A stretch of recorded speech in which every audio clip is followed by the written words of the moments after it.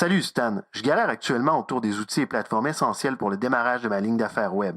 Je parle ici des incontournables comme la facturation, la gestion de ta communauté, de tes communications et campagnes et leur intégration ou non-intégration. Comment as-tu abordé ce chantier? Comment est-ce que ça a évolué depuis les 24 derniers mois? Et peux-tu nous partager des échanges que tu aurais eus à ce sujet avec tes collaborateurs, partenaires et ou invités? Merci beaucoup. Donc, merci Dany pour ta question. C'est une bonne question parce que moi, j'ai une philosophie assez spécifique à ce sujet. C'est une philosophie que j'appelle le minimalisme technique. L'idée du minimalisme technique, c'est que dans la base, il y a beaucoup d'outils qui sont proposés dans le domaine du marketing web et ils semblent tous plus attirants les uns que les autres. Dans la pratique, et pour avoir monté des business en ligne pendant, maintenant ça va faire 6 ans, et en ayant utilisé toutes sortes d'outils, ce que tu vas découvrir, c'est que plus tu utilises d'outils différents, plus tu vas introduire de problèmes potentiels, puisque chaque outil peut avoir son propre bug. Et plus tu as d'outils qui doivent se parler les uns les autres, plus tu as d'intégration nécessaire entre les outils, plus tu vas introduire du risque que l'intégration ne fonctionne pas et que ça doit être résolu, ou que les choses changent, ou que les choses se déconnectent, etc. Le meilleur exemple de ça, c'est les plugins WordPress. C'est attirant sur WordPress d'installer 50 plugins sur ton site. Le problème, c'est qu'il est fréquent que des plugins aient une interaction négative, c'est-à-dire qu'un plugin bug avec un autre plugin. C'est relativement difficile à déterminer d'où vient le problème. Donc, tu dois vraiment faire une enquête, retirer un plugin, activer l'autre et comprendre où est l'interaction. Et bien souvent, ce que tu remarques, c'est que ces plugins, au final, ne sont pas vraiment indispensables et tu les as installés parce qu'ils avaient une fonction cool.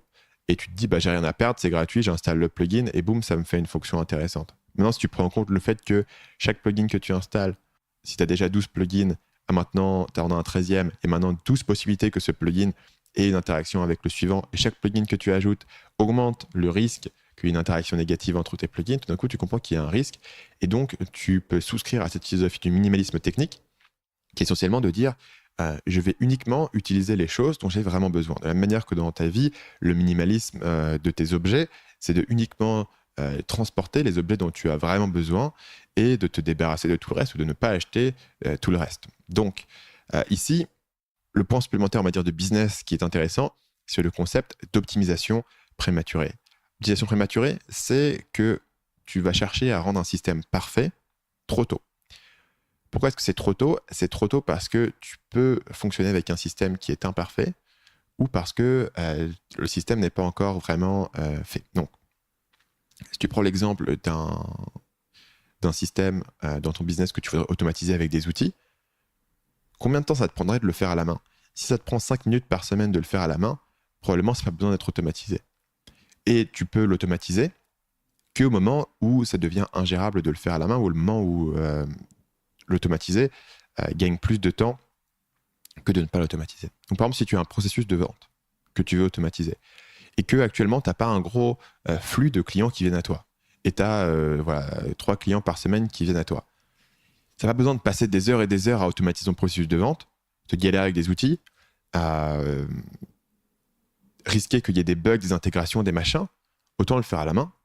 C'est un peu fastidieux, mais au moins, tu es plus flexible puisque tu n'as pas besoin de rechanger tout le process si ton processus de vente change et tu ne prends pas le risque d'avoir ces bugs et ces interactions négatives. Un autre exemple réel qui vient de Marketing Mania, c'est que récemment, on avait un léger problème technique qui était le suivant. Quand les gens vont rejoindre mon forum Marketing Mania Insiders, ils vont avoir un essai gratuit pendant un certain temps et ensuite ils vont payer un certain prix pour une certaine période d'accès. Donc mettons, ils vont payer un prix trimestriel. Mais les 3 premiers mois sont gratuits. Ce qu'on a découvert, c'est que, évidemment, on te permet d'entrer dans la communauté pendant 3 mois et ensuite de ne pas continuer à payer. Et si tu veux être sûr de ne pas avoir besoin de renouveler ton abonnement, tu peux, dès le premier jour où tu rentres, dire moi je vais faire les 3 mois qui sont gratuits et qui font en fait partie d'une formation que j'ai achetée, mais ensuite, je n'ai pas envie de renouveler.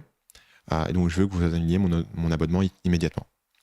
Ce qu'on a découvert, c'est que si on a annulé immédiatement le renouvellement de ce client, en fait, son essai gratuit était automatiquement terminé. Donc, il perdait l'accès aux 3 mois qu'il devait avoir gratuitement. C'était un problème. Et on s'est dit, mais tiens, comment est-ce qu'on peut automatiser ça? Comment est-ce qu'on peut faire en sorte que la personne soit retirée exactement au moment, etc.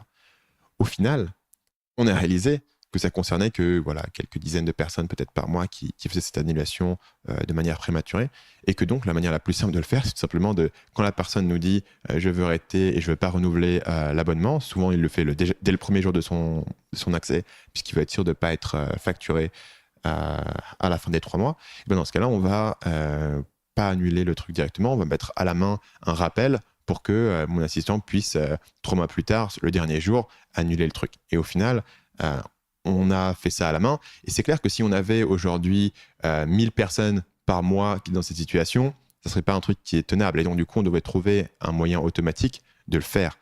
Mais le faire aujourd'hui, quand il y a entre quelques dizaines de personnes par mois qui sont concernées, et peut-être une centaine maximum, parce qu'il y a quand même beaucoup de gens qui vont rester, ou des gens qui vont annuler au dernier moment, c'est la manière la plus simple, la plus élégante de le faire. Et puis bien sûr, quand tu es sur un truc d'humain avec un rappel simple, un truc très minimaliste au point de vue technique, il n'y a pas de bug, il n'y a pas de problème d'intégration. Donc ça, c'est ma philosophie au niveau de la technique. Je pense qu'il y a quelques éléments qu'on peut rajouter. D'abord, de choisir des valeurs sûres en matière de logiciel. Moi, je vais souvent avec un logiciel qui est leader dans son domaine, plutôt qu'aller sur un petit logiciel qui coûte peut-être un peu moins cher, mais qui va moins bien s'intégrer. Donc plus un truc est utilisé, mieux il va être intégré avec d'autres outils. Il faut aussi comprendre la valeur de son temps. C'est-à-dire que je vois souvent des gens qui galèrent avec des solutions qui tiennent avec des bouts de ficelle pour économiser au final 10, 20, 30 euros par mois. Si vraiment c'est 10, 20, 30 euros par mois, si tu en as besoin pour acheter de la nourriture, je comprends que tu le fasses avec des bouts de ficelle, c'est vraiment aucun budget. Mais dans la plupart des cas, il vaut mieux payer 30 euros par mois, être tranquille et pas avoir un truc qui va se casser la figure tous les 3 jours et qui va te prendre des heures à débugger. Donc c'est pour ça que je vais avec des logiciels qui sont leaders dans le marché. Donc mon setup actuel, il est très simple, relativement simple. Il fonctionne sur 4 piliers majeurs. Le premier, c'est Lead Pages, une application qui te permet de créer des pages de capture et qui crée aussi mes pages de vente. Le deuxième, c'est ActiveCampaign, qui fait toute l'automatisation en back-end au niveau de l'email marketing notamment. Le suivant, c'est Thrivecart, un outil de shopping cart qui me permet de prendre les paiements et de gérer les facturations. Et le dernier, c'est Wishlist Member, qui est un plugin WordPress que j'utilise pour gérer les accès de mes membres. Tu verras que dans ces 4 piliers, je n'ai même pas mentionné WordPress. Évidemment, j'ai un site WordPress, marketingmania.fr, fonctionne sur WordPress. Mais je fais très peu de choses sur WordPress, j'ai très peu de plugins sur WordPress, et ce n'est pas un pilier qui est important, et j'essaye de ne pas faire des choses sur WordPress parce qu'il ne s'intègre pas forcément bien avec tout le reste. Donc, pour qu'on puisse me convaincre à ajouter un outil à ces piliers-là, il y a d'autres petits outils que j'utilise qui sont utiles, il va falloir me démontrer une grosse valeur et me montrer que c'est vraiment indispensable.